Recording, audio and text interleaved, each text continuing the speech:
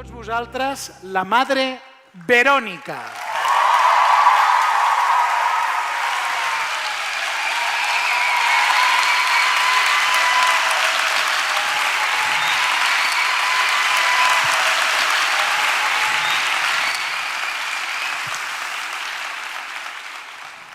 Bueno, mi hábito me delata y creo que intuís el tema del que voy a hablar, que por cierto no es un tema, es una persona, Jesucristo.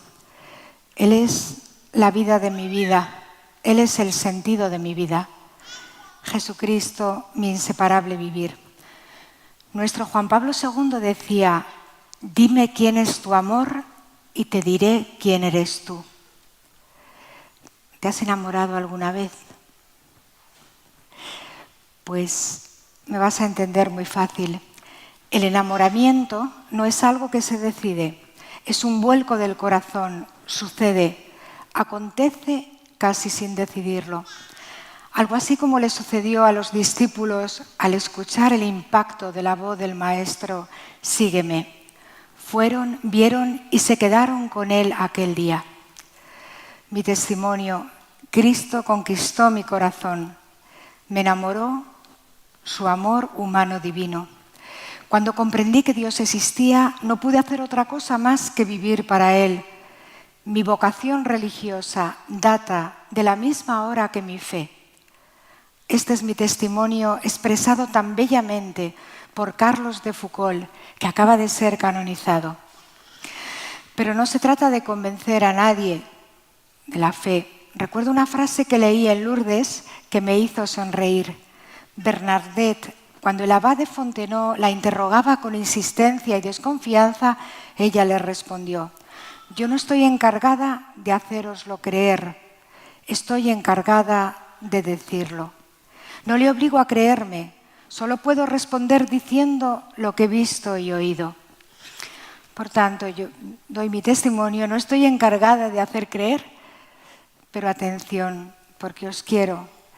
Claudel escribió con amor y dolor una frase para mí preciosa. Los jóvenes que abandonan tan fácilmente la fe no saben lo que cuesta reencontrarla y a precio de qué torturas. Ay, yo no necesitaba que nadie me explicara lo que es el infierno, pues en él había pasado yo mi temporada. Unos pocos días, unas pocas horas me bastaron para enseñarme que el infierno está allí donde Cristo no está, tal cual. He elegido esta imagen con una certeza. Tú no quieres ser espectador del horror. Es una imagen real. Es una fotografía que recorrió el mundo en 1993 durante la hambruna en Sudán.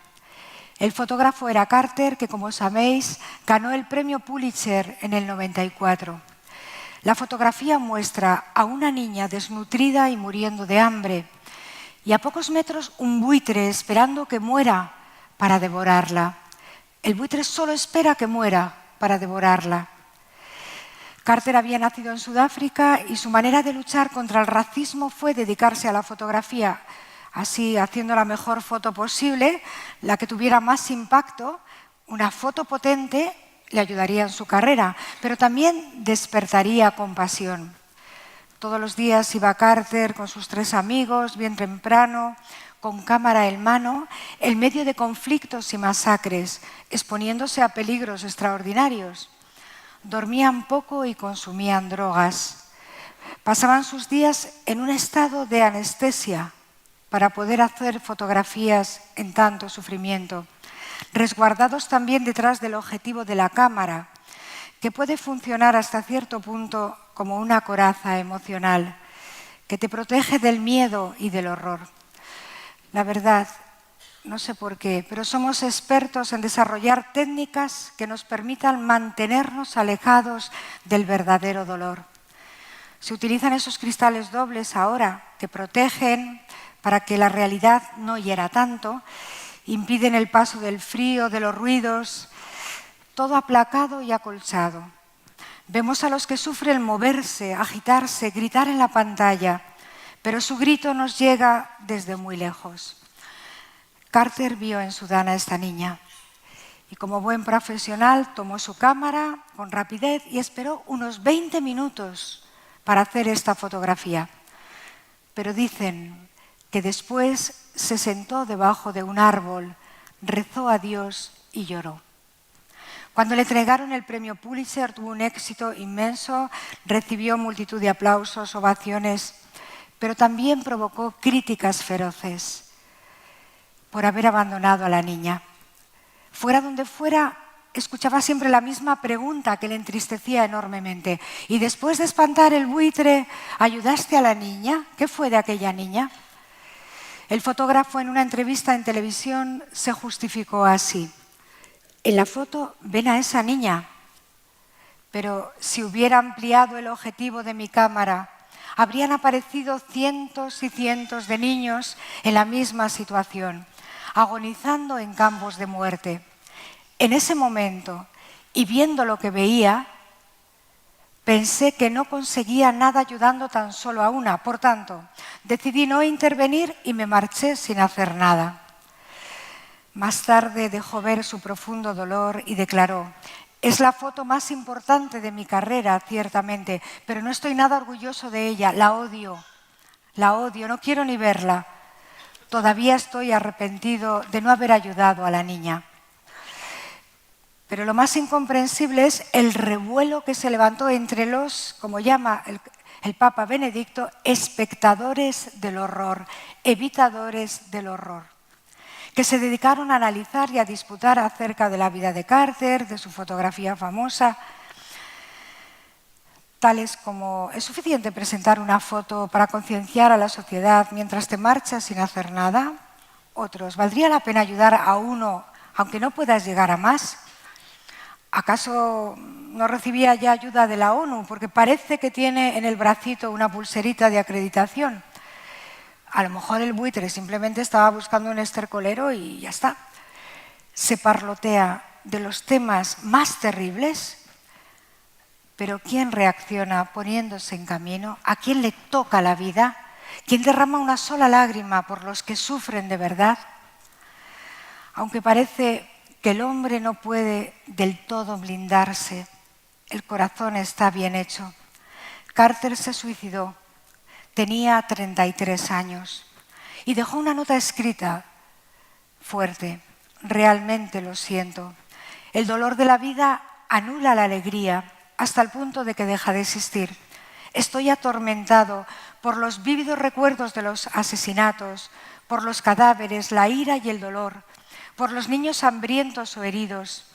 Estoy aterrado por los locos que sonríen cuando disparan y que con frecuencia son policías. Estoy aterrado por los verdugos asesinos. Yo me despido. Me voy a reunir con Ken. Ken era su mejor amigo que acababa de morir en un tiroteo. Elegí esta imagen para explicar mi testimonio porque pensaba: ¿no podría ser esta nuestra situación actual, la de nuestra sociedad? Alguien escribió: actuamos como consumidores de imágenes. En cierto sentido somos buitres que miran desde lejos los sufrimientos de los demás, pero dejando el destino de sufrir a otros. Como ese cuerpo de la niña famélico, muy débil, que ya no puede casi ni sostenerse en pie, en el hombre de hoy hay una angustia existencial. Desamparado, hambriento, busca ansiosamente alimento verdadero y un poco de afecto mientras se le va agotando la vida. Duele ver tantos jóvenes como en el anonimato que caminan solos en medio de la multitud. El Papa Juan Pablo II dijo en una ocasión a unos jóvenes: ¿acaso no os preguntáis cómo es posible que muchos jóvenes amigos vuestros estén cansados y aburridos de la vida antes de empezar a vivirla? ¿Cómo entender que dicen estar ya de vuelta de todo, sin haber llegado todavía a ninguna parte? Muchos jóvenes de hoy han llegado a tocar fondo y los conocemos. Produce un inmenso dolor y pena encontrar jóvenes en los que parece haberse extinguido la voluntad de vivir, aletargados, como aplanados en niveles mínimos de tensión vital, sin alegría. Caminan abatidos como si el aguijón de la desilusión se hubiese clavado en ellos, con la mirada perdida como en un futuro vacío. ¿Qué enfermedad hay más sangrante que la pérdida del gusto por vivir? La desorientación que llena de pánico. En la cultura de lo efímero, del carpe diem, se vive sofocando el corazón. Lo siento, porque os quiero, os lo digo así, y lo sabéis, anestesiando los deseos, y se hacen hasta irrisorios los valores éticos y morales, irrisorios. Pero con gran dificultad se puede confiar en nadie. Por otro lado, el buitre, ¿qué es en nuestro mundo? Ante la insatisfacción por la pérdida del sentido de la vida, la pérdida, insatisfacción. El hombre es presa fácil para dejarse manipular por un mundo que le invita a no pensar, a evadirse de encontrar el verdadero sentido de la vida, y le ofrece soluciones provisionales que poco a poco van devorando la vida. Quien dice la vida no tiene sentido, caen en concepciones devaluadas, indignas, incluso enfermizas. Descubrir el sentido de la vida, para mí como para vosotros, es lo más urgente de las cuestiones. El mismo Sartre, los existencialistas decían, es muy incómodo que Dios no exista. Como yo soy profundamente no creyente, no tengo a nadie a quien culpar y sé que no existe ningún lugar donde se pueda siquiera presentar una queja. Es muy incómodo que Dios no exista. El pensamiento contemporáneo ha llegado hasta el punto de plantearse, ¿tiene sentido la vida? Juzgar si la vida vale la pena ser vivida o no, viene de una insatisfacción profundísima. Al querer vivir como si Dios no existiese, no se concibe la vida como un don, ni tampoco yo mismo soy un don. El mayor sufrimiento se vincula, sin duda, con el alejamiento de Dios. El hombre se desorienta. Con la huida de las manos amorosas del Padre, te encuentras en la experiencia del pródigo, que nadie le daba nada. Destaca el Evangelio de Lucas. Dios ofrece en Cristo nuestra salud, nuestra salvación. Pero si no le acoges, si no le aferras, te verás obligado a buscar remedios que actúen como sedantes y paliativos, que te aseguren un largo sopor para poder seguir viviendo. En los estantes multicolores de la farmacia humana, la oferta es muy amplia, pero aunque tratemos de volver el rostro, tenemos a la vista el final seguro que nos espera. Qué plenitud, qué felicidad podemos esperar cuando nos dejamos tragar por el hedonismo, por el consumismo, por el narcisismo o por el activismo desenfrenado. Qué agobio, ¿verdad? Esta forma de vivir va minando nuestra conciencia, apagando nuestra sensibilidad. Llego a mi testimonio, pero sin esto era imposible. Quizá no todos conozcamos los alarmantes datos confirmados por UNICEF, que revelan una auténtica emergencia social. Hay más de 100 millones de chicos de la calle víctimas de la violencia, abusos y explotación de todo tipo, atrapados en redes de muerte. Las adicciones, el consumo de droga, que golpea fuertemente las vidas, las familias y abren caminos a la delincuencia. La tremenda dependencia del sexo, la pornografía. Se registra un impresionante incremento de la prostitución, esclavitud, del turismo sexual, de la pedofilia. Según la OMS, se habla de 56 millones de abortos por año. Pensad que los fallecidos en la Segunda Guerra Mundial fueron 45 millones. Es una barbaridad. Y ahora se va a permitir abortar a los 16 años. La causa principal de muerte no natural en España es el suicidio. Como sabéis, el día 12 de mayo se puso en marcha en España una línea de teléfono, el 024, 24 horas, para atender al suicidio. Logran suicidarse una media de 11 personas al día en 2020. Digo logran, porque me han dicho que algunos estudios indican que 200 personas lo intentan. Y en su primer día activo, este teléfono recibió más de 1000 llamadas. Las guerras, que generan millones de muertos y desgarran por dentro, abriendo heridas irreparables. La guerra que estamos viviendo, que en breve tiempo ni siquiera será noticia, ya de momento queda para unos segundos al final. Evitadores de todo sufrimiento. Las migraciones, el hambre, el destierro. Un sinnúmero de personas en el mundo que viven y mueren en situaciones realmente dramáticas. No son cobardes todos los intentos de huir, de defenderse. Yo no podía. Cuando se nos pasan las horas haciendo zapping a toda velocidad, rodeados de mandos a distancias, nos pasamos los días mirando imágenes y decidiendo si el asesino de esto es el mayordomo o es el jardinero. ¿Qué nos importa eso? La realidad así no es vista con ojos humanos. A mí me aterraba. No es vista con ojos de persona. Es vista a través de un espectador. Nos entretenemos con noticias que si te sucedieran a ti, te amargarían. Pero poco a poco, golpeo tras golpeo, impacto tras impacto, todo nos suena bastante normal y casi no distinguimos ni el bien ni el mal. Los sucesos alarman, pero que no me toquen. Obviamente pensaba, no es lo mismo oír caer una gotera de agua en nuestra habitación, una gotera pequeñita, una gotita, que el vecino tenga una gotera imparable durante todo el invierno.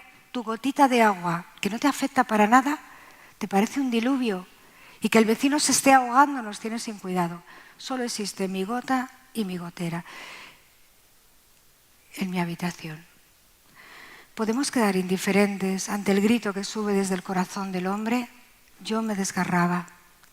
¿Qué construyen quienes discuten frente a un televisor sobre la injusticia del mundo, lanzando quejas contra Dios y contra los demás? Dicen con tono muy amargo, a nosotros nos lo dicen día sí, día también, ¿cómo puede un Dios, en caso de que exista, permitir el sufrimiento espantoso del mundo?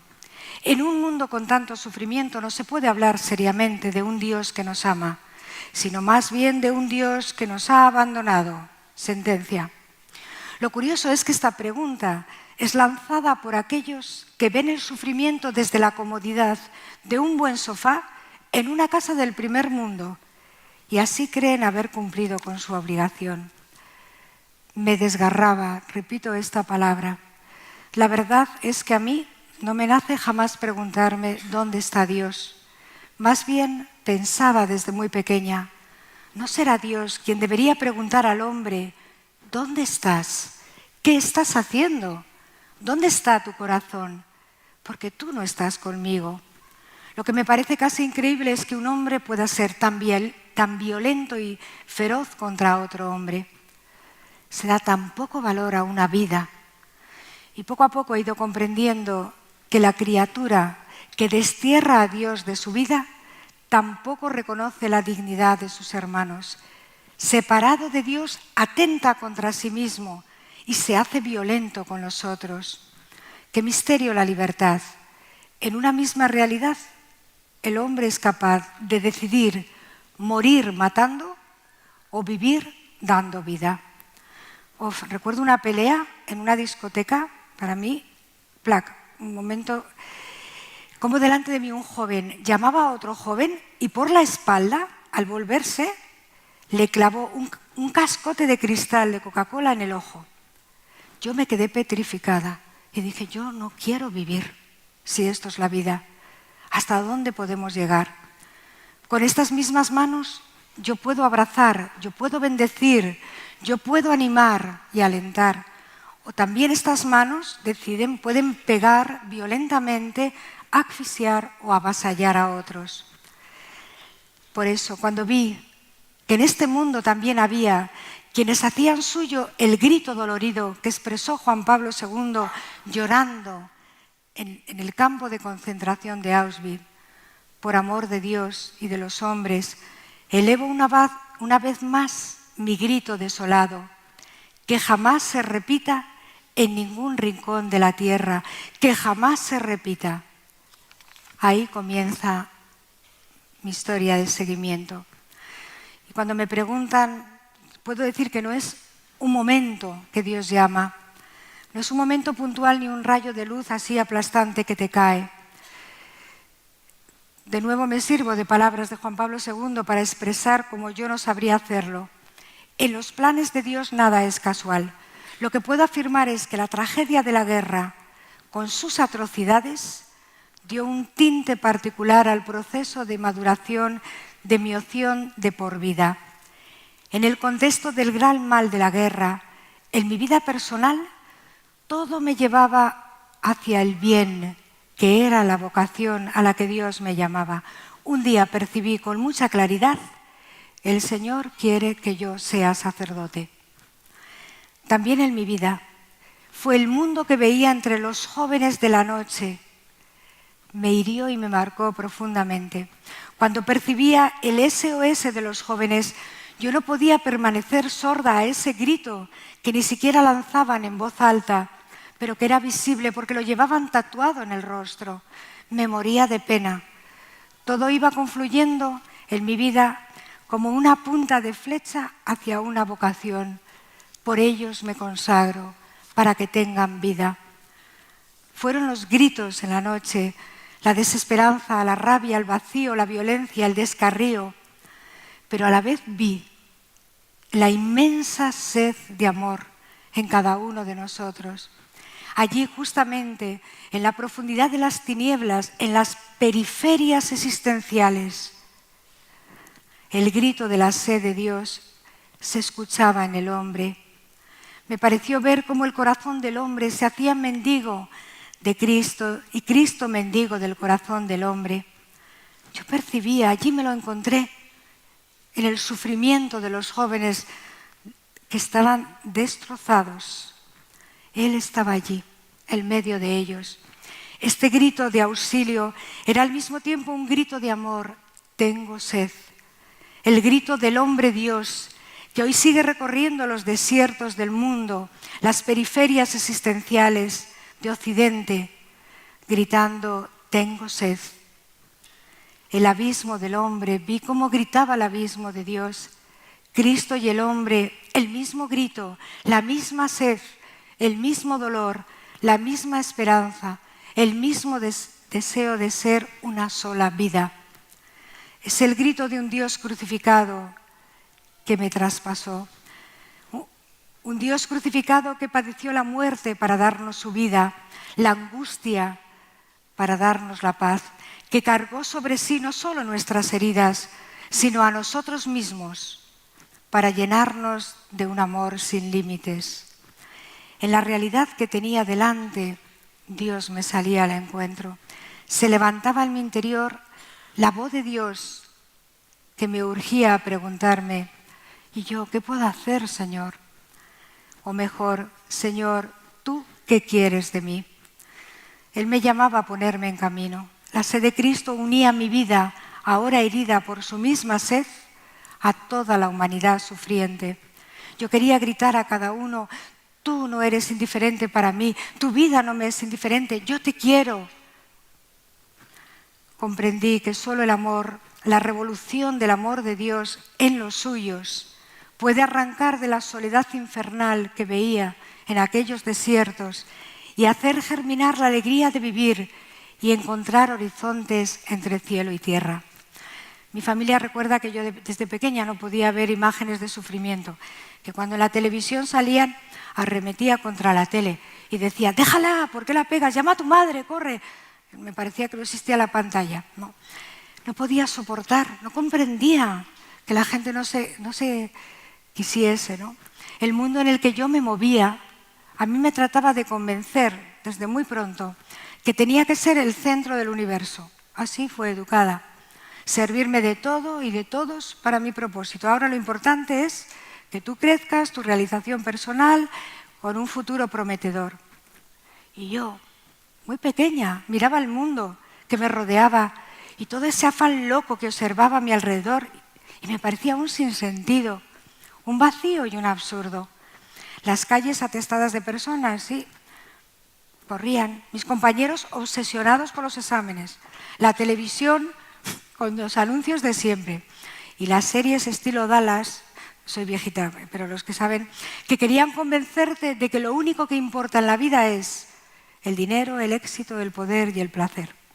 Yo vagaba por las calles desde mis 12, 13 años como un perrillo apaleado. Lo tenía todo, pero sentía que no tenía nada absolutamente. No acababa de encontrar ni amo, ni refugio, ni consuelo.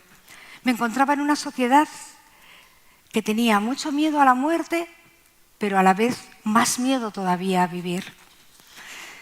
Y a mí me apasiona vivir, aunque a veces lo quería vivir todo de golpe y ya. Pero siempre tuve muy presente la fugacidad de la vida. Hoy podía ser mi último día. Siempre lo viví así y hoy también, acuciada por una sed de lo eterno. Os cuento una anécdota. Salí un tiempo con un chico y para mí fue un regalo porque era todo un caballero, era muy educado, todo.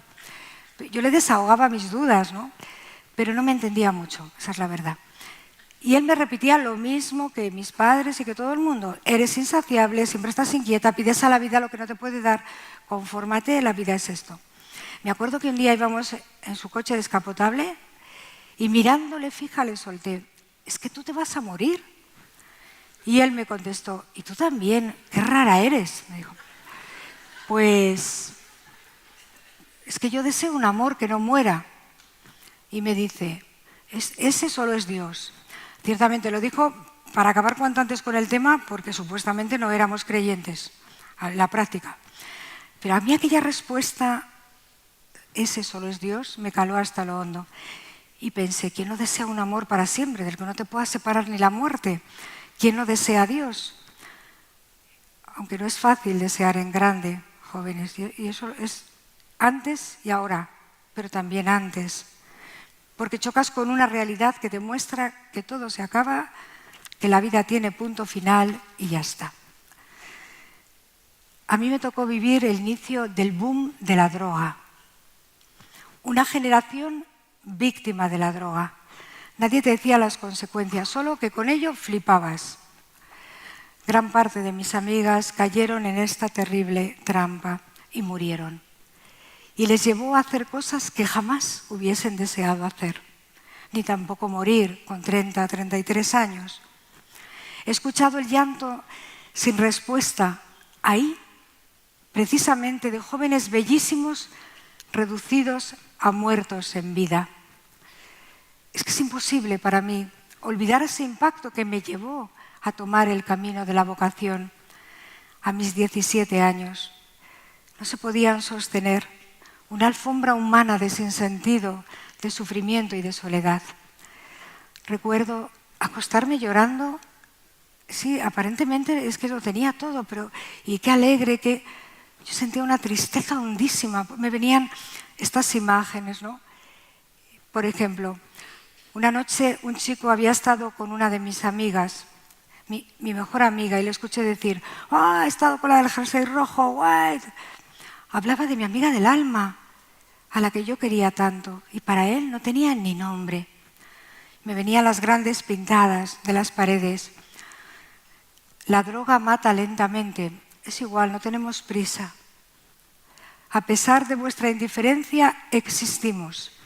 Dios, si existes, sácame de mi infierno. Ante mí tenía las nuevas pobrezas de los ricos según este mundo.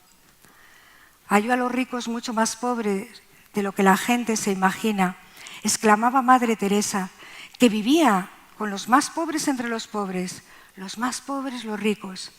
La mayor enfermedad de Occidente es la falta de amor, encerrados en su soledad, pero con una sed abrasadora, rabiosa de ser amados.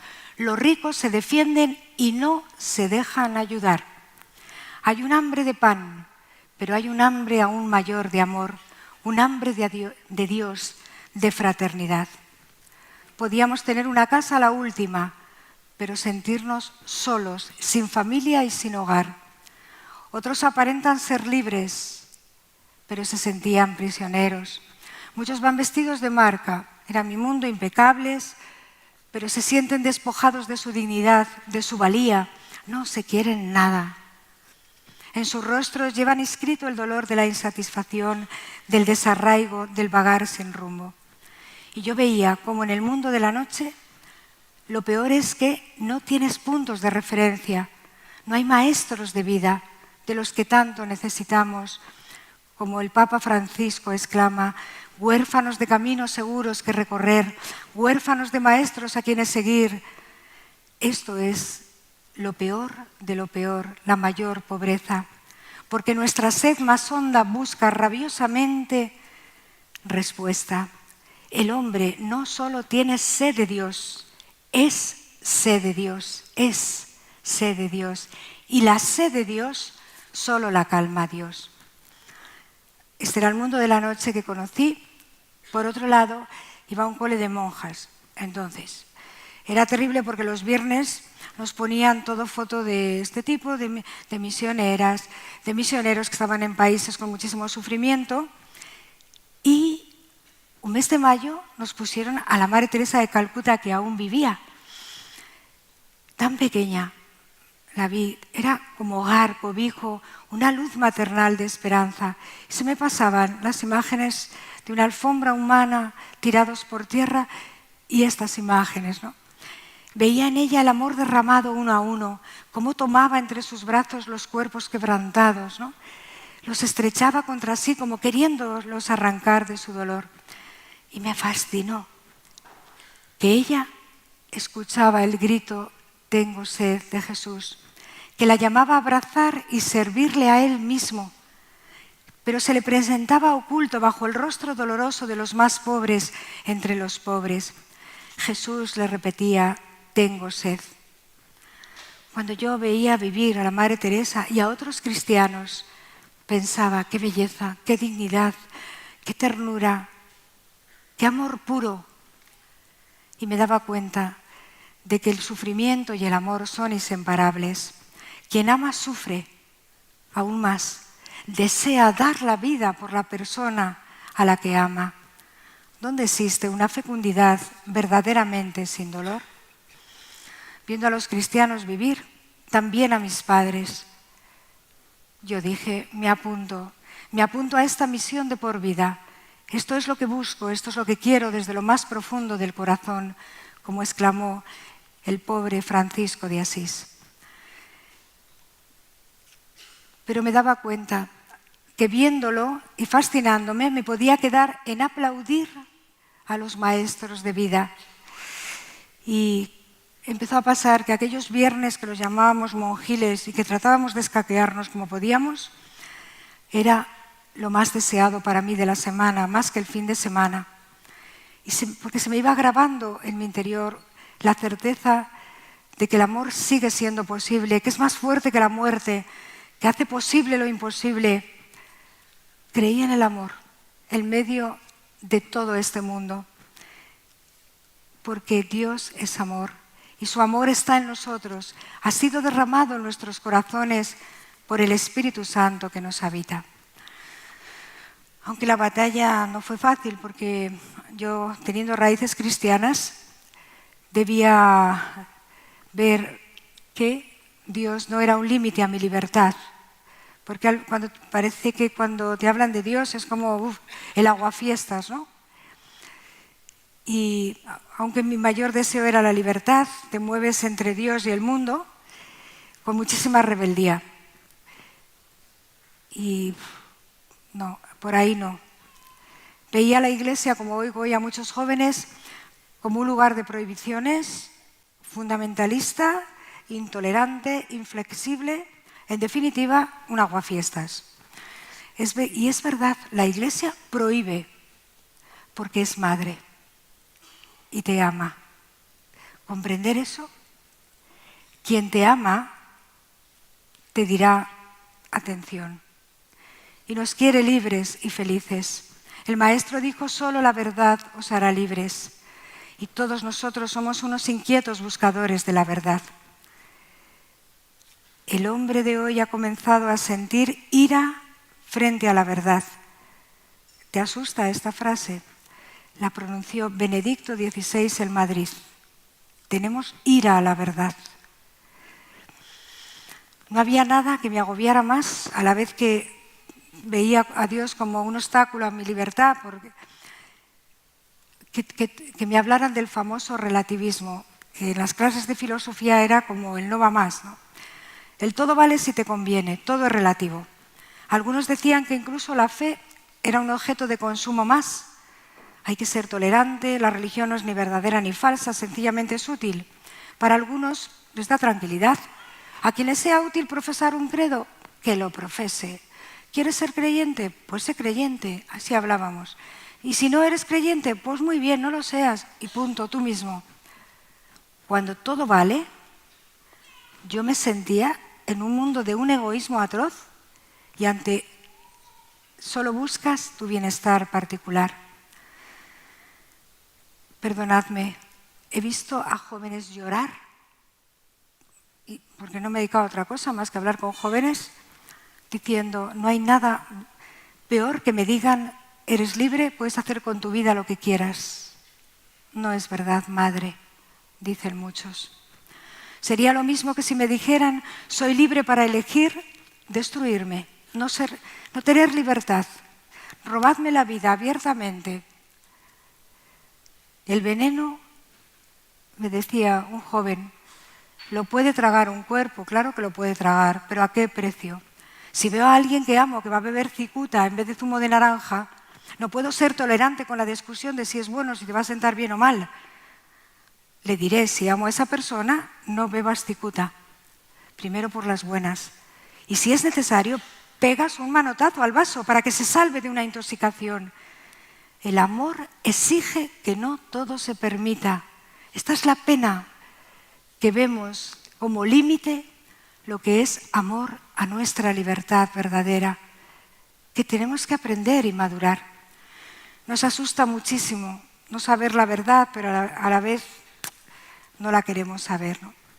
Con las fragilidades y los errores, desde luego mi experiencia es que la Iglesia ha sido súper comprensible, pero con la mentira jamás. No te enfades si alguien en un momento te da una buena sacudida, más tarde lo agradecerás. Recuerdo el día que cumplí 15 años, la niña bonita, ¿verdad? Mi hermano Raúl, que entonces era seminarista, mi hermano mayor, entró en mi habitación y me pilló mirándome al espejo, arreglándome. Se me quedó mirando y me dijo, toma mi regalo. Era un cuadro de unas mariposas con un mensaje. Me decían, no seas mariposa bonita de alas, sin echar raíces en ninguna parte. Sentencia del seminarista. Como era de mi hermano mayor, lo tomé como un tesoro, pero fue una pedrada a mi vanidad, vamos, descaradamente, ¿no? Y prosiguió, ¿tú dónde quieres dejar escrito el libro de tu vida? ¿En los grandes de este mundo que son aplaudidos y les hacen una estatua?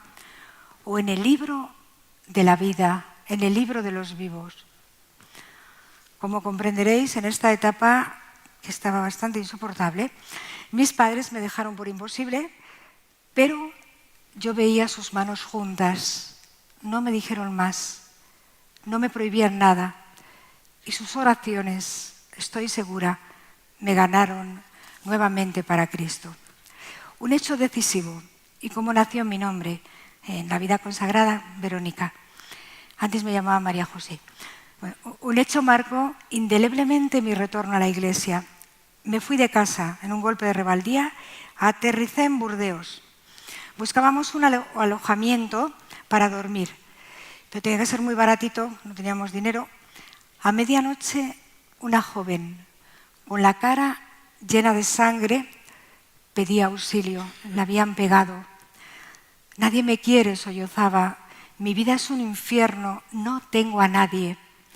Le pregunté de dónde venía y me dijo, porque llamó a mi habitación y me dijo, yo trabajo aquí. ¿Y tú? Y yo, es que no sabes dónde estás, me dijo. Digo, ese no sabes dónde estás. Era como una voz de verdad dentro. ¿Dónde estás? ¿No? Aunque la joven en realidad me lo preguntaba, porque no sabíamos que otra zona del hotel era un burdel. tenía muchísima prisa por irse para no comprometerme a mí ni ponerme en peligro. Pero salía corriendo y le dije, espera, espera, ¿cómo te llamas? Véronique.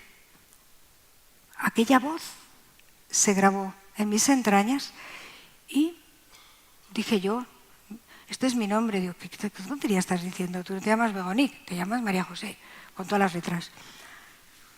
Y me vino a la memoria el Ecce Homo. No puedo malgastar mi vida, me dije, quiero ponerme en camino, quiero ser Verónica en el calvario de este mundo. Ya está. En aquella muchacha vi el rostro de Jesús sufriente y en él el dolor de la humanidad que deseé hacer mío.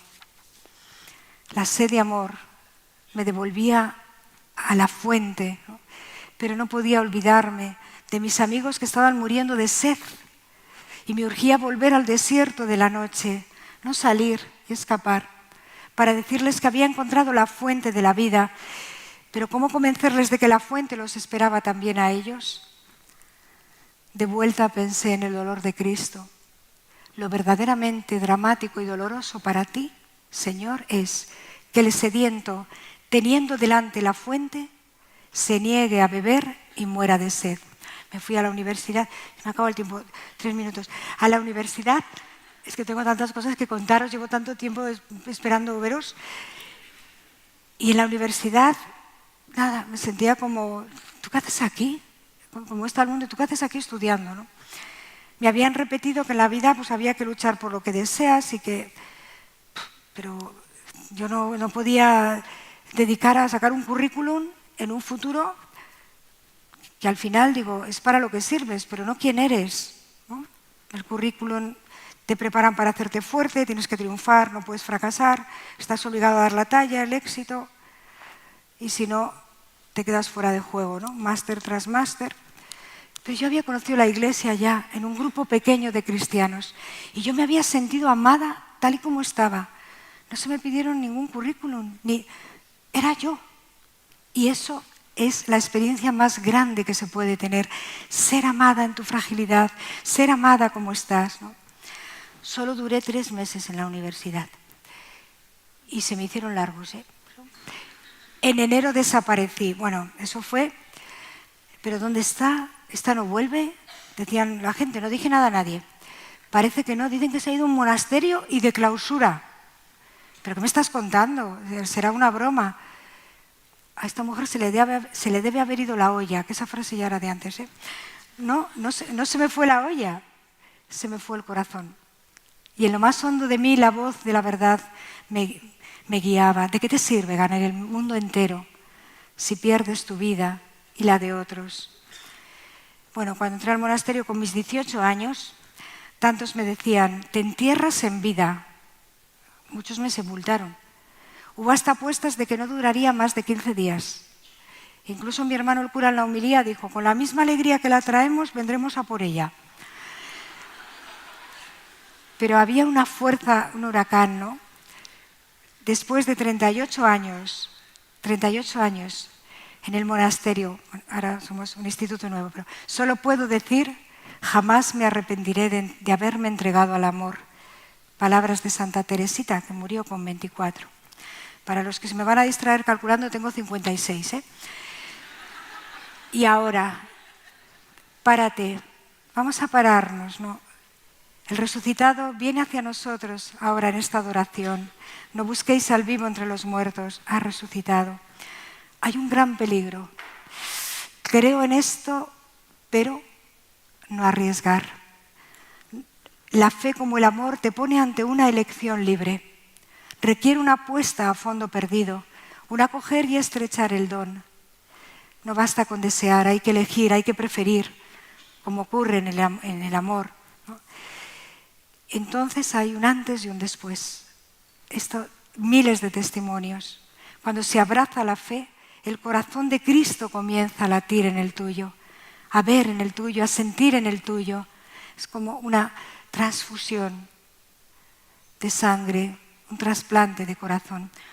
El antes está hecho del deseo, pero no hay un después si no abrazas el amor. Quien no arriesga no vive. Por eso yo pido para vosotros, jóvenes, para todos, que tengamos el valor de preguntar, Señor, ¿qué camino debo tomar? El matrimonio es una preciosidad bien vivido. Puede ser un pequeño infierno. 2 personas se hacen un infierno. O puede ser una preciosidad, un hogar, ¿no? La vida consagrada, ¿qué voy a decir? Yo soy feliz, muy feliz de verdad. Es no una vida fácil, pero me volvería a apuntar 1000 veces. Tengamos el valor de preguntarnos cuál es la salida verdadera a este corazón mío tan sediento e inquieto. Pregúntale, escucha y avanza. Solo puedo decir, Jesucristo es el camino, la verdad y la vida. Bueno, acabo. ¿Cómo se dice Cristo vence en catalán? ¿Cómo? ¿Cómo? Bueno, eso, lo ha dicho muy bien. Pues eso, que Cristo vence y os colme de su alegría.